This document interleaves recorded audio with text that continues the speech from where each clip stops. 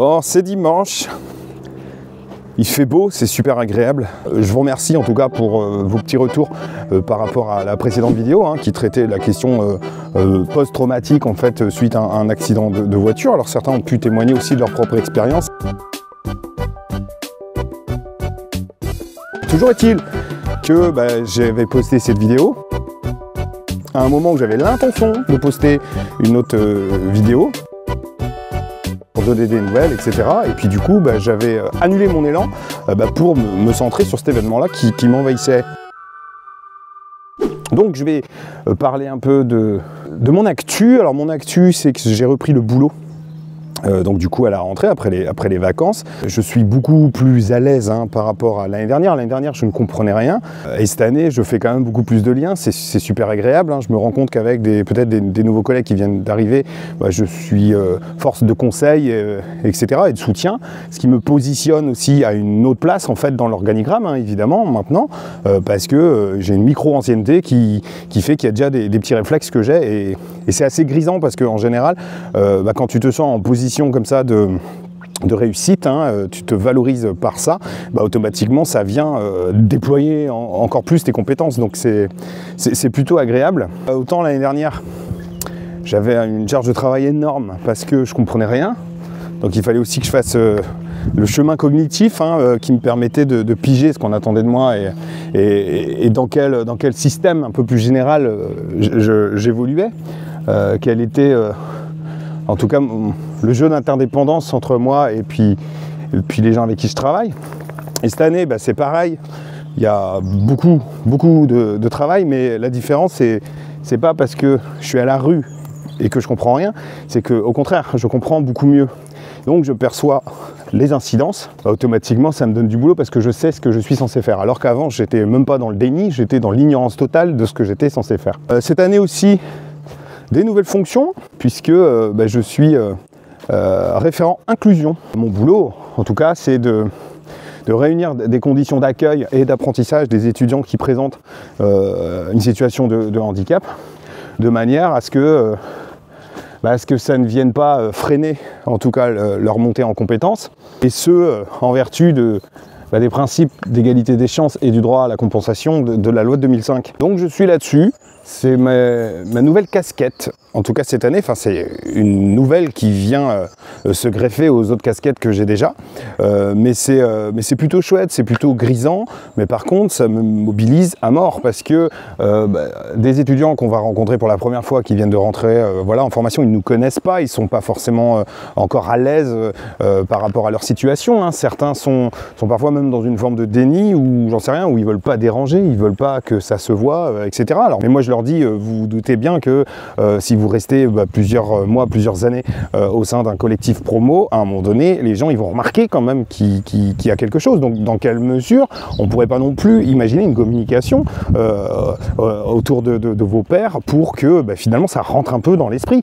Autant tout ce qui va toucher les troubles des apprentissages de type 10, etc. J'ai quelques réflexes, autant la question par exemple des troubles moteurs, c'était un sujet qui m'était un peu inconnu, en tout cas que je ne considérais pas vraiment, et que maintenant que je suis obligé de mettre un peu le nez dedans par rapport à des situations précises, je me rends compte que d'une, c'est pas évident parce que l'architecture des locaux en tout cas n'est pas forcément adaptée tout le temps, et le rythme aussi qu'on va proposer avec des jeux de va-et-vient, etc., qui peuvent être coûteux en fait pour des personnes qui auraient une mobilité peut-être un peu plus fragile. Il y a tout un travail en tout cas de connaissance et de création du lien, et puis aussi d'expérimentation où la personne aussi peut déjà tester en fonction des conditions de base et puis voir un petit peu à quel endroit en fait ça peut poser souci, à quel endroit il y a des concessions à envisager.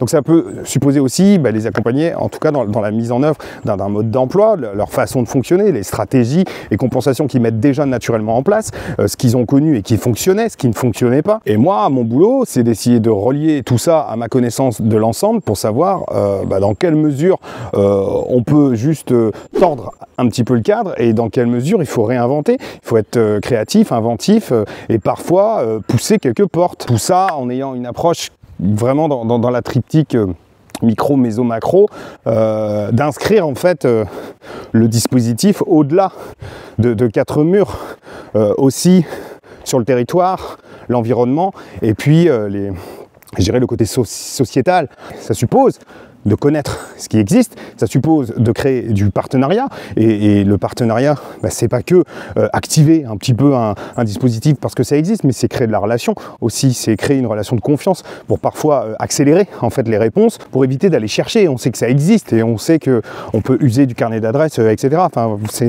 ça va au-delà de demander un tiers-temps à un moment donné pour un examen, j'en sais rien. Je vois pas l'inclusion comme une formule de politesse, enfin ça doit pas être ça. Et ça peut pas être que une espèce de tampon qui te permet, toi, de te glorifier en tant qu'entreprise, en tant qu'institution, en tant qu'établissement. Oui, on fait des choses pour l'inclusion, etc. Parce que ça c'est le discours que je peux tenir aussi, notamment dans le champ du handicap, dans les ESMS, hein, vous savez, tous les établissements type IME, etc. Où parfois, en fait, l'inclusion, c'est tout sauf de l'inclusion. Ça j'ai déjà pu le dire, c'est qu'on va déplacer un groupe de jeunes ou dans une autre salle, tout simplement, et puis on va dire que c'est de l'inclusion, tout simplement parce que c'est pas dans les locaux et que c'est dans un milieu ordinaire, etc. On est plutôt dans un registre d'intégration qui reviendrait finalement à se dire que un environnement propose une place pour des personnes qui auraient des besoins spécifiques. Mais c'est à la personne après de prendre la place qu'on lui donne. Ça, ce serait de l'intégration. L'inclusion, si on pousse le raisonnement, ça supposerait en fait que tout le système, tout l'environnement change complètement sa forme. Et à mon échelle, ça ne doit pas être une affaire privée, je dirais, entre une personne qui est en demande éventuellement d'aménagement et la personne qui est en charge, en tout cas de les mettre en place. Mais ça doit être l'affaire de tous.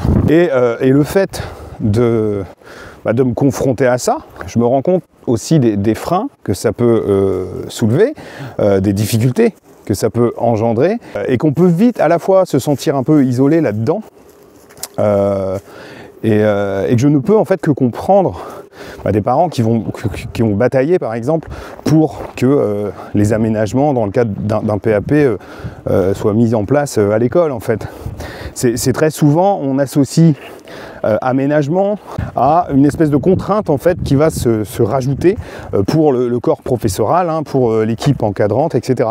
Donc du coup l'idée pour moi dans le cadre du travail, c'était de stopper un peu avec cette espèce d'habitude qui était quelque chose qui se passait en coulisses sans que finalement on ne soit pas forcément au courant que ça existe. Moi j'ai décidé d'en faire une vitrine en fait, c'est-à-dire quelque chose qui s'inscrit totalement en fait dans le paysage et que ce soit vraiment identifié en termes d'endroits, en termes de personnes, en termes d'objectifs. Ce qui revient à normaliser quelque chose qui, a priori, est usuellement marginal. Mais le problème, c'est que le temps des idées hein, et des bonnes intentions, il est souvent par raccord avec le rythme de l'institution.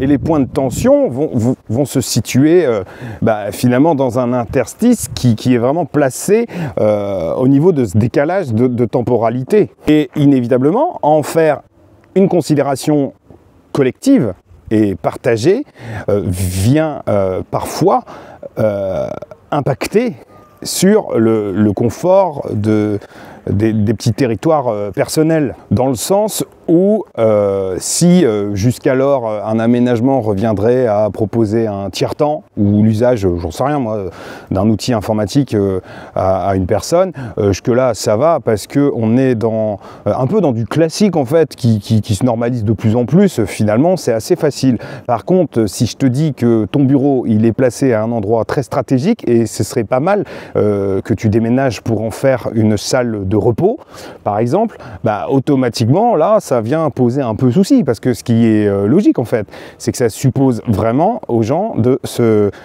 pour le coup, de se décentrer en fait pour faire ce pas de côté et accepter certaines concessions. Et c'est en ce sens-là qu'il faut absolument en faire une considération collective, un enjeu hyper important, de manière à ce que ce genre de situation ne puisse pas poser souci dans l'absolu, puisque ce serait finalement l'objectif commun qui viendrait primer sur les intérêts individuels. Donc là, avec les personnes avec qui je suis particulièrement sur cet objet, on postule en tout cas sur un travail de communication plus pendant 6 mois, de façon finalement à préparer un terrain suffisamment fertile pour que finalement ce soit plus facile d'y semer nos graines. Voilà, je parle en mode potager. Parce que sur ce sujet, il y a énormément à faire et tout le monde doit se questionner, doit se réajuster. Mais en fait, moi ce que je voudrais, c'est que un maximum des pédagogies et puis des modalités soient déjà normées sur la base d'aménagement. C'est-à-dire qu'on pourrait imaginer, en tout cas, des postures, des supports, des outils qui, de facto, sont accessibles à tous les handicaps. Bon, ça, c'est un vœu pieux. Si, par exemple, sur les documents, on les normalise à telle police, telle interligne, tel jeu de couleurs, etc., et qu'on arrive finalement à s'accorder en fait là-dessus, que chacun prend ce réflexe, au final, ça dérangera pas des masses les personnes qui ne sont pas concernées par une situation de handicap, mais ça pourra améliorer la vie de ceux qui sont concernés. Et si on veut bien opérer le virage inclusif, il ne faut pas qu'on considère l'inclusion comme une option, mais comme une posture, un état d'esprit, une évidence. Et pour tout ça, j'ai pas énormément de temps de travail en tout cas qui est alloué là-dessus, et donc il va falloir que je m'organise un petit peu ou en tout cas que j'essaye de rendre le plus efficient mon temps de travail en tout cas sur cet objet là. J'ai une collègue qui m'a dit que ça m'allait bien ce rôle parce que j'étais vraiment du genre à pas lâcher quand j'ai une idée fixe et d'aller à fond et au bout des choses. Je pense qu'elle n'a pas tort et c'est pour ça qu'au bout d'un mois je suis déjà débordé. En tout cas c'est une intention que j'ai envie de porter et que j'ai envie d'assumer jusqu'au bout.